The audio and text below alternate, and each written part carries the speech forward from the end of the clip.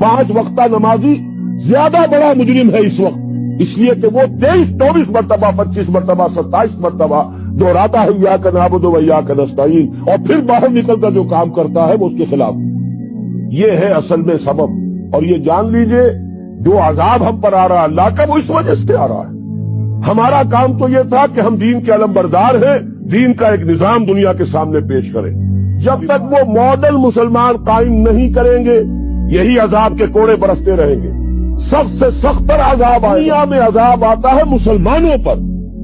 مسلمان ہو کر تم اگر اسلام پر عمل نہیں کرتے، دعویٰ تمہارا اسلام کا ہو اور عمل تمہارا کافرانہ ہو،